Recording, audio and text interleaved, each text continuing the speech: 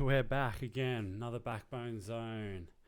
Man, what's been happening around the BMX world? There's a bit going on. There's a bit going on here. I got to admit, we missed another week. Last week we were late by a day. 2 weeks ago we were late by a day, and last week we missed. But I do feel like it's for a good reason. At the end of the day, it's a pretty small time show getting run here at the Backbone Zone, and we ended up spending our time making a video about riding Canberra. So it took a little bit of editing and it took a little bit of time up, but if you haven't seen it yet, definitely go check the site. Pretty psyched on it. We went to pretty much every skate park in Canberra. So if you have been to Canberra before or you're a local, you'll probably know that there's a handful of really good skate parks all within 10-15 minutes of each other. We went to to everything in this video in one day. So there's not just the parks that are in that video, but there are some other parks which I do briefly touch on in the video. But yeah, really stoked to put that out.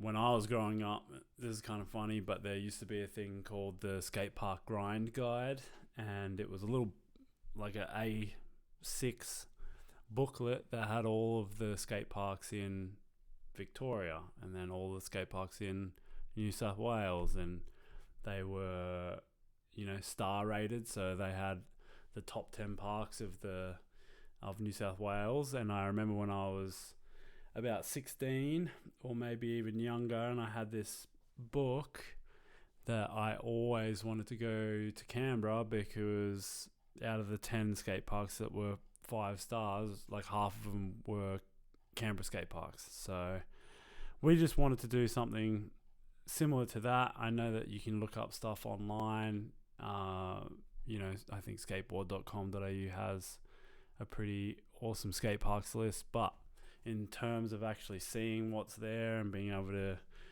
I guess describe it a little bit better, it's something that we've wanted to do. So anyway, if you haven't seen it, and if you haven't been to Canberra and ridden your BMX here, then by all means check it out. But yeah, that's my reasoning. Pretty poor excuse. I will hold myself accountable, and I will make sure that I'm doing this every week from now on. Another little bit of news, which I think is certainly, an important one, is Backbone team rider Chris Hardy has had a new version of his frame coming out for quite some time. He has obviously had his Heartbreaker frame for, just about 10 years, I'd say, almost. So the new version's coming out. I'm super stoked for him to have it. I know that it was released in USA, a little bit beforehand, but yeah, new Heartbreaker. He added an E to the name, which I personally wouldn't have, because I think it was really cool that his last name's Hardy, Harti, and he had the Heartbreaker, Hart breaker. But the man does what he wants. He rides like an absolute animal, and it's just well deserved. I think there's very few people in the world that can ride like Chris, and just stoked to see a new version of his frame coming out. So I think there's maybe a couple left on the site. So we got all 5 of them. So definitely jump on the site if you're chasing them. The main thing I actually want to talk about today, as my light goes out, is I did a couple of weeks ago do an article that I hadn't put out, and I guess it's time for me to do another one of those.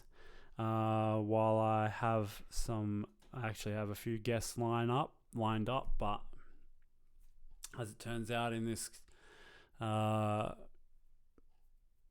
pandemic world, people get COVID and they have to stay at home. So that has meant that a lot of my guests that are coming onto the show have, had to push back a week and things like that. So you get me, and you get the articles that I write that I get a little bit, I wouldn't say nervous about putting out, but, the BMX world can be a little bit fickle sometimes, and I really love getting a little bit deeper to do with BMX. And as you could probably tell with the podcast, I talk about some things that a little bit deeper when it's just me on the mic, and when it's with the guests as well. To be honest, like, a lot of people want to speak a little bit more in depth with things, so it's quite fun to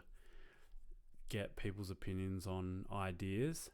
But I did write an article, or at least fleshed an article out, that kind of touches on, I guess, what success is in BMX. And I guess a lot of people could kind of read into this as almost like not necessarily like a how to get sponsored in BMX, but, a lot of people get into BMX, and the first thing that I want to say when you get into BMX is you're generally a little kid, and unless you're the most selfless, I guess, looking for some sort of greater good type of person when you're a little kid. Most little kids that get into BMX want to be really good at BMX riding, and they probably want to be a professional BMX rider, or have something along those lines that allows them to do the best that they can in BMX. Be pro, be sponsored, blah blah blah. It's all sort of the same sort of thing when you're a young kid, and I have no problem with young kids being like that, because far out, what are you when you're young, I can imagine that's kind of all you want to be doing when you're riding bikes. So just is to be as good as you can riding bikes, and then get sponsored and blah blah blah. But that's kind of where this whole article came to light, because for me, I think that it's, to be completely honest, I was 12 years old, and that was how I wanted to view myself with riding. Not in some sort of comp, that just because you want to be good at BMX doesn't mean that you have to be an arsehole. And I don't think that I would think of myself as a arsehole 12-year-old kid, and I don't think that I would be an arsehole 35-year-old person either, man. But I think that's just how, when you're young, you just want to be really good. I remember being 12 and drawing pictures of, drawing cartoon sort of pictures of Dave Mirra, or myself as like a Dave Mirra type character, and being like, I'm going to go to the X Games and things like that. And this is when I couldn't even do, I wasn't a good rider by any stretch of the imagination. So yeah, that's kind of what I want to talk about today. It's just success in BMX. And you can take this with the idea, or through the lens of maybe being sponsored in BMX, or being a professional BMX rider, or whatever you want to do. But this is what I'm getting at. And I guess the biggest thing that I learned with this whole bit success thing with BMX is that when you begin with anything, begin with BMX, your idea is that you want to be good at it. So whether it's for popularity reasons or for sponsorship, like I said, the whole lens that you're looking at BMX when you're younger is to try to be good, and if that translates to being popular or sponsorship, then that's obviously great. But what if that doesn't happen? And to be honest, are we ever going to sort of get to that level? Because for most people, there's always better out there, so if you take a look at Instagram, or you take a look at any video, on Instagram, you can scroll through Instagram multiple times a day, and you're always going to see riding that, unless you're Dennis Enison or Logan Martin or Corey Walsh, you're always going to see riding where you get a pang of like, man, I'm definitely not as good as that guy. Riding can feel out of reach, and that can be a tricky feeling to navigate, because if you're a young kid, and I'm speaking through the almost as if you put yourself in the mindset of being a young kid, 15, 16, 17. I mean, you can keep going with that number, but it can be sometimes hard to grapple with the idea that you're not going to be as good a rider as that person that you saw on Instagram or that video that you saw. And that can be quite disheartening. And to be honest, I've felt like that, or have dealt with feelings of not being good enough at riding.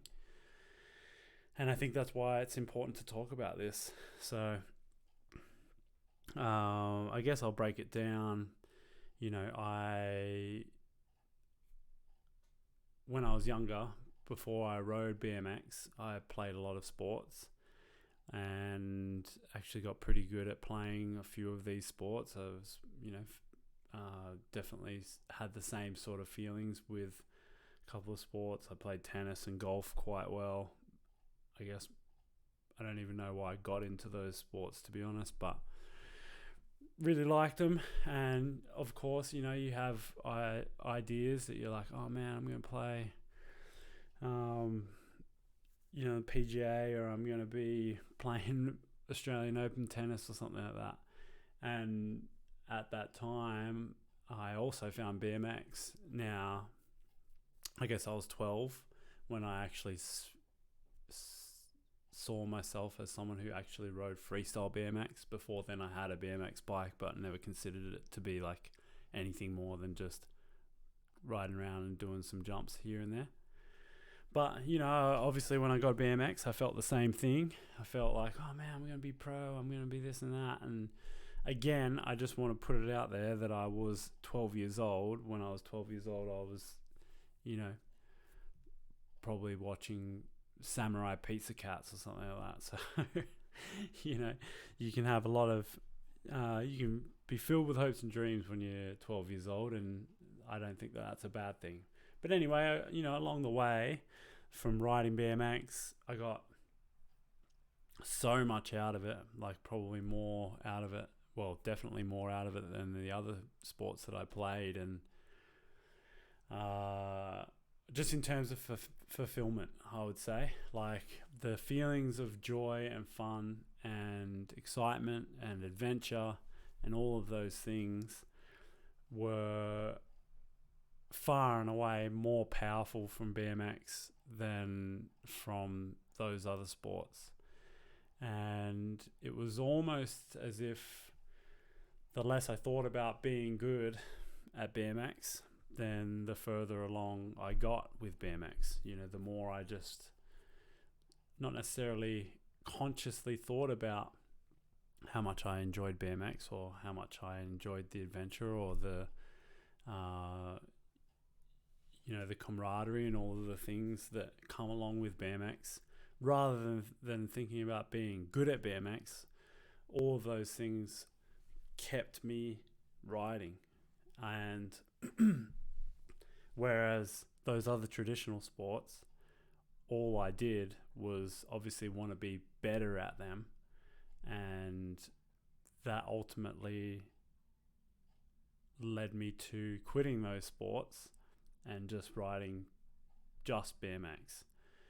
And it's actually kind of an interesting side story. I broke my elbow really badly from riding BMX when I was like 14 or 15, and at the time I was playing really, I was about to start playing pretty high level tennis, not like crazy high level or anything like that, but in terms of like the local team, I was pretty good. And you would think that the breaking of the elbow, like I'm talking breaking my humerus and dislocating my elbow, which was like quite a long injury at the time to heal from, you would think that that would push me away from BMX, but it actually made me quit every other sport, and then all of a sudden all I did was ride BMX. But anyway,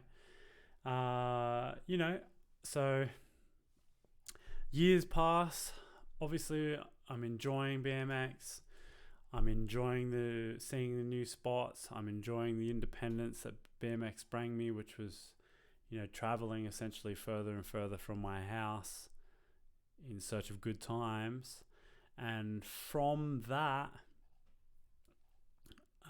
from just keeping at it because of my love of it, I eventually, I guess, somehow, without even all of the dreams of, being sponsored and all those sorts of things, I never ever, that all sort of just fell by the wayside.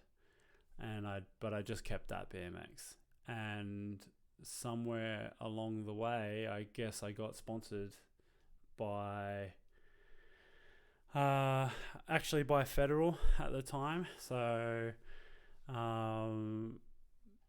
which was insane, and that was through Back Bone BMX. So at the time I was only working maybe part-time at the shop, and I certainly wasn't in a role that would be like telling Federal that I was, I wasn't speaking to any companies or anything like that. And Riss, I think, spoke to Jamie Moore at the time, who was the owner of Stowaway Distribution, who distroed Federal, and I started riding for Federal in Australia, which was insane to me because, it was like I'd forgotten the idea of being sponsored, and now just from having really fun times on my bike, and because of having fun, it meant that I was just learning stuff because I found it really fun to learn stuff. All of a sudden I was sponsored, which is just insane to me to think about that. And then after that, I ended up just moving across to United, which was really cool. I actually, I met Ian Morris and a bunch of the United guys when they came to Australia, and I guess Ian hit Riss up and said like, be keen to have Tyson ride for United. And then all of a sudden I was on United. So it was just very crazy. So, but along with that, just to sort of bring it back to this whole idea of success, you would think that obviously being sponsored is definitely a marker of, I guess, success. But with that type of thing comes it comes with, I guess, not necessarily a price, but it weighs on you mentally in a way, I would say. You stop very truly and you stop truly just enjoying BMX for BMX, and then you start thinking about, oh, far out, am I good enough to keep riding, to keep being sponsored? I need to do this, I need to be better at this, I need to film this trick, or I need to start airing higher. And that can really weigh on someone, or at least it weighed on me when I was a younger rider. And by younger, I mean in my early 20s at this point.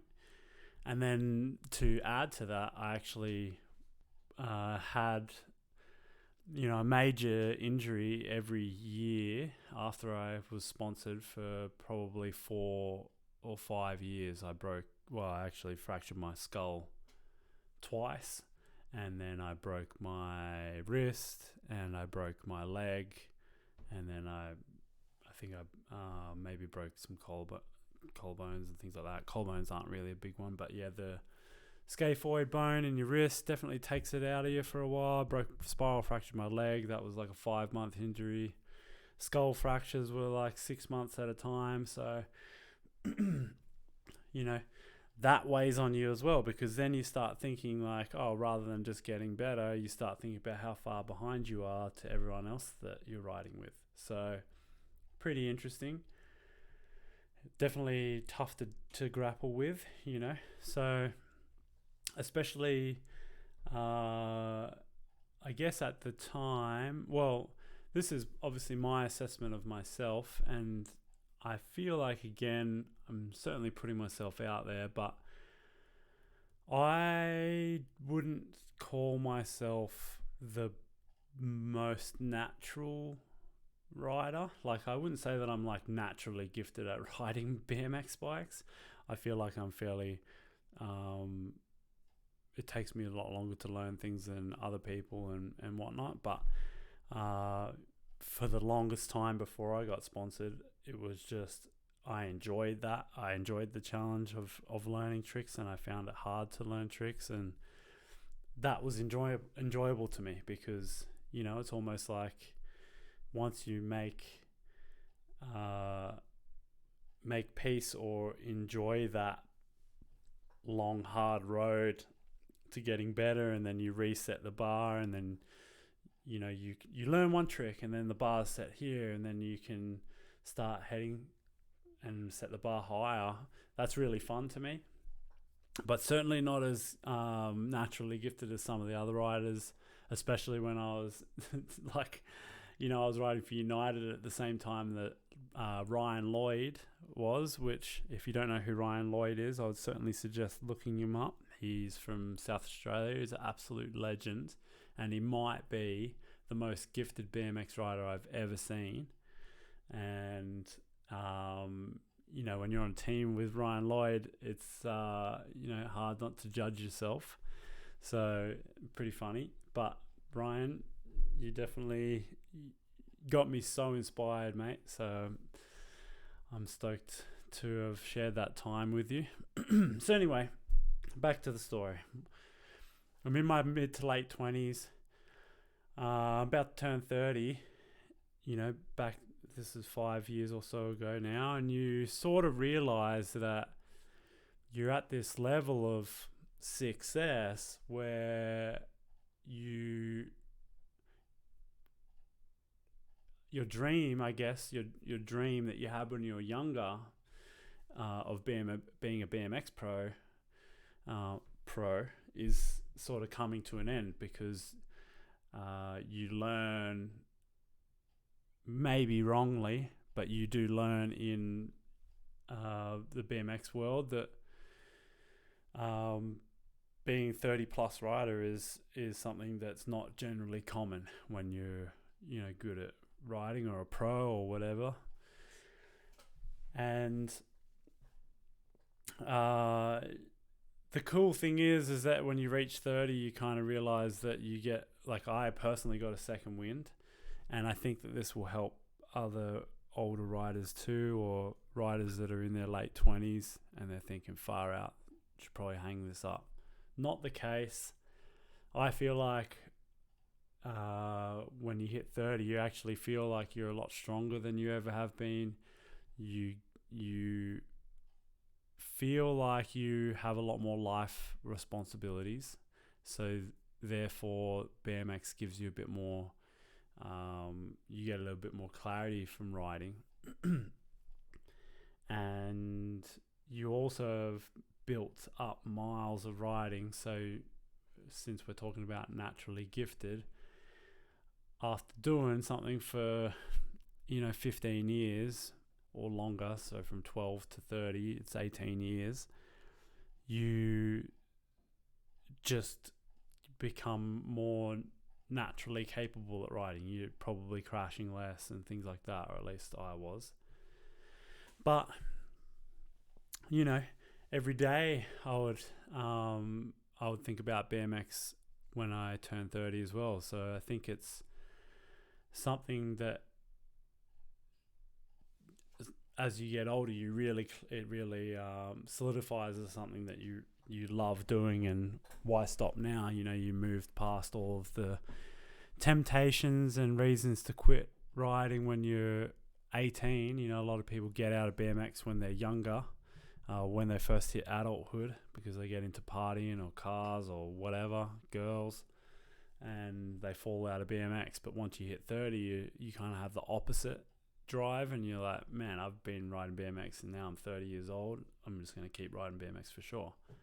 But it's as you get older and you continue to think about like success in BMX, it feels like the window of being a successful BMX rider closes. And like I said, this is all coming from my own experience. So I'm very aware that this might not be the way people feel, but you might have been along the same journey as me, and hopefully this helps. But I pretty much had an epiphany. I realized, I basically realized that I was living the dream, and I was, a successful BMXer, because I essentially, I understood and I was able to reframe the idea of success in BMX. For me, I just made the shift of what successful is as back to almost what you do when you're younger, which is once you forget the idea of being, during my riding lifespan, there was that period that I said where I was just riding, I was enjoying the adventure, and I was, progressing and things like that without thinking about being a pro.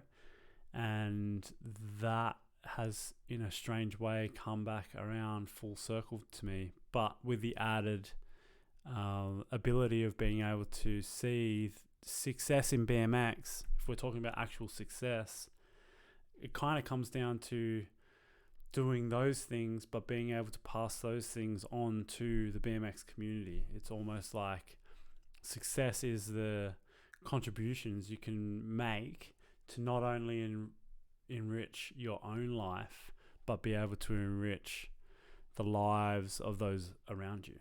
And I think that would probably reign true as success just in general, because you could have the highest paying job, but unless you are using that position in life to enrich yourself, and I don't just mean with objects, but enriching the life of yourself and those around you, those you care about, and then as a broader thing in your community, then what point is it having the highest paying job? And that can be sort of similar in looking at BMX. We always look at pros as being, a marker of success because they ride BMX for a living, but there's no reason why you can't be a successful BMXer who still works a job. because success to you with BMX might be how enriching it is and how much it fills that void in your life that nothing else can. So if you can find a higher quality of life because you ride BMX, well, then that's success. And then if you can make contributions to those around you who ride BMX or to the greater BMX community, well, then that's incredible. That's like legacy. That's, the highest form of success, because you're reaching and touching and changing the lives of the people that are around you, not just, today, but hopefully for tomorrow and for the next generation and things like that. So, I've written here that, like I've said, success can be who does the best tricks, who wins the contest, who has a lot of followers on Instagram. But that form of success will always be fleeting. There'll always be better tricks that you can't do. There'll always be harder contests or bigger contests that you didn't win. There will always be someone with more followers. But by pursuing or perhaps directing yourself into enriching your life and the lives of those around you, you stand a chance, and you have a chance to participate in a higher quality of life. And I think an example of this would be Muhammad Ali, to use a boxing analogy, just because I seem to talk about boxing a lot on this podcast. Muhammad Ali isn't the greatest because of his talent. And, although he was obviously an incredible boxer, he is the greatest because of his offering to the world. At the time, he was outspoken, and he changed his name from his slave name, from Cassius Clay, to his Muslim name, which is Muhammad Ali. And he was standing up for what he believed in. He refused service in the Vietnam War, and he protested for civil rights. So at the time, he was not even really looked at as someone that he was very polarizing. A lot of people loved Muhammad Ali for what he was doing, and then a lot of people didn't like Muhammad Ali because he was outspoken. He didn't serve in the Vietnam War. He actually wasn't allowed to box for 3 years, so he lost his profession for 3 years because of what he believed in. And at the time, we're talking about in the early 70s and the 60s, he was refusing. He was a black guy that was not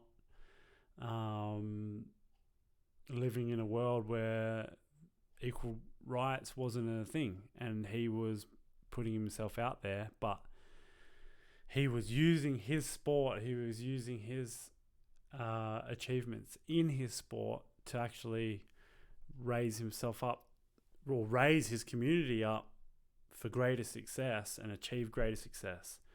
And as such, he enriched a lot more people's lives than just people who boxed. He wasn't just seen as someone who, I love watching Muhammad Ali box.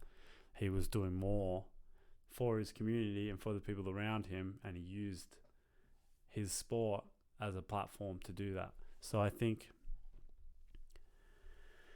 you don't have to do that type of grandiose gesture in BMX to enrich the lives of people around you and achieve success. You can, as the theme of this podcast seems to be, you can run a jam, you can coach riders or mentor someone, you can, take part and participate in maybe school programs or programs for disadvantaged youths, which again Ryan Lloyd does now. And you can build a spot, you can open a shop, you can build a community, you could have a BMX club. I mean, you could do trivia down at the RSL every month if you wanted to, BMX trivia. You could write a magazine. You could do a podcast. You could do many things that will hopefully help if you can add and contribute to someone's life and fulfill not only your life but fulfill others and enrich others' lives. I personally think that that's a much stronger marker of success, and at the end of the day, it doesn't rely on talent. That's the beautiful thing about being successful in BMX. Once you think and reframe it this way, you don't have to be the best rider. There's a lot of people that can do great things, but they didn't have to be the best rider in order to do it. So it's really exciting to think about BMX in that way and success in BMX. And I think that you can do a lot more to reframe your idea of what success in BMX is. And what's even more exciting about it is there are other people like you if you choose to take this route of success in BMX, and you'll begin to meet those people, and then you will be able to, you'd be less scared to go out on your own and put yourself out there as someone who's trying to be enriching to others. Because even like this podcast, right? This podcast is a bit scary to do because people are going to potentially judge you on what you say. But all I want to be able to do is to help people if they hear one sentence and they feel like, well, I'm going to continue to ride BMX because of what I heard, then that's all I can ask for, So there's strength in numbers with this stuff. The communities of people can achieve a greatness that may not ever be imaginable if it was just one person. So that's where I want to sort of go with this, is to, if you are a younger rider and or you're an older rider and perhaps you didn't achieve, you didn't find yourself being a successful BMXer in that typical sense where you are a pro rider, then consider that you may be able to leave an even bigger impression on the BMX world by focusing on what you can do to enrich the space around you and to, as I've said before, to leave BMX in better shape than it was when you started it. So reframe your idea of what success is in BMX, because you can be many different things, but at the end of the day, even if you don't do any of those, as long as you feel enriched and get enjoyment out of it, and BMX puts something in your heart that you don't get from anything else, well, then BMX has done its job, and there's no more greater success than just that. So anyway, success in BMX, something to think about. I appreciate everyone who's listened to the Backbone Zone so early on in its lifespan. And if you've got any thoughts on anything that I've said tonight or any of the other ones, please reach out, leave us a comment, like and subscribe, and I'll see you again with some pretty exciting guests pretty soon. Thank you. Bye.